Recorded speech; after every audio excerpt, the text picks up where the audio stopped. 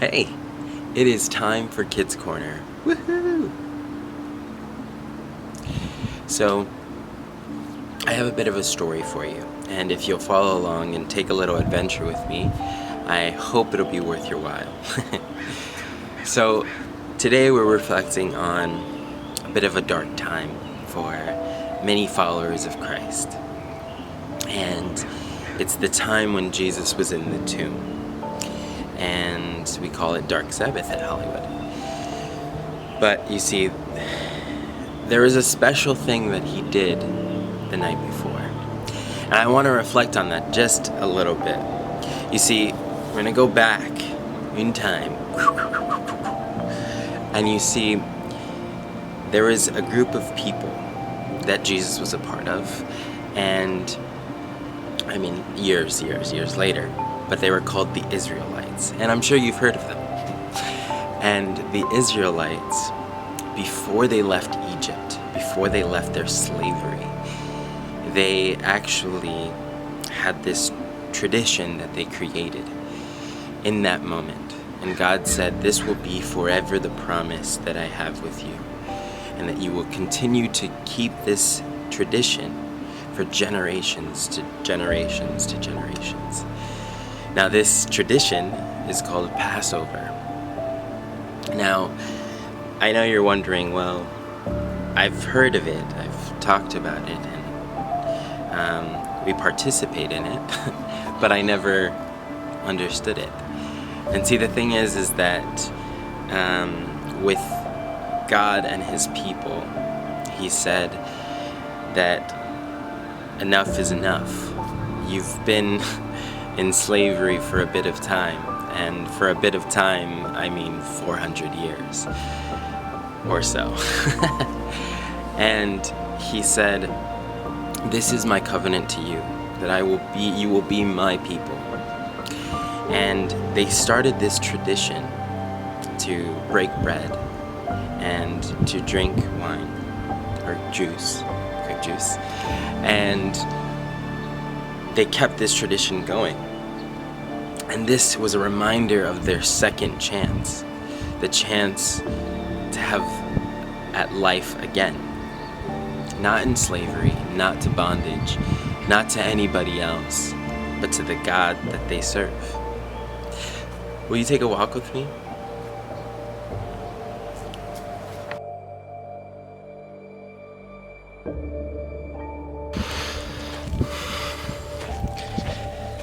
So you see, Jesus, He partook in this tradition amongst His friends. And with His friends, He looked around, and in remembrance of this tradition, this time that was set apart to remember a second chance, a second opportunity, He said to His friends, "Let us break bread together," right? And He said, "Let us drink wine together. Let us share this last meal together." At the time, they didn't know. But for Him, it meant a lot. It meant a lot to have this last meal, this Passover, because it wasn't just a meal amongst friends, and it wasn't just the tradition itself. It was the thing that He was about to do, to offer another chance to His friends. Have you ever had a time where you were learning to ride the bike, or maybe you're starting to learn to ride the bike, and you fell, and you had just time and time again where you tried to get on the bike and you fell, or a time when you were in a test or taking a test and you fail the test. It's hard.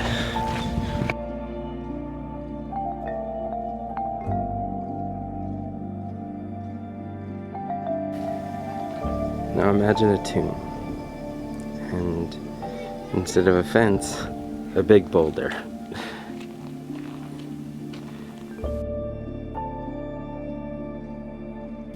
Now, Jesus was in a tomb like this.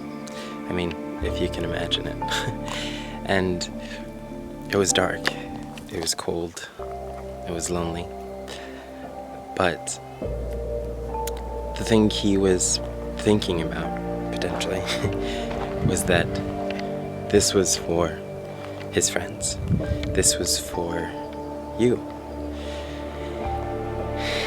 And like that, he gave us another chance, another time, another opportunity.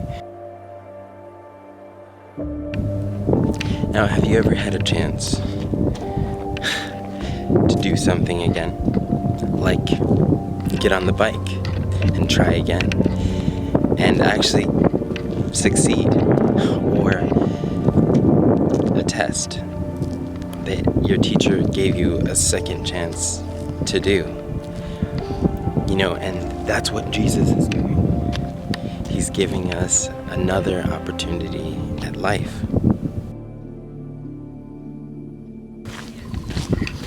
How great is it that we can get back on that bike again?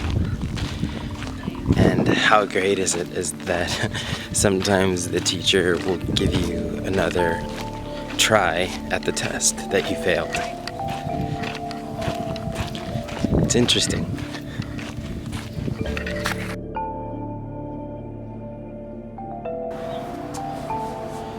So Jesus, he does all these things. He is one to give you a second chance. Now, I know there's a lot of things that you have yet to live, and there's much more room to grow and to learn and to figure out. And there's going to be times where you fall.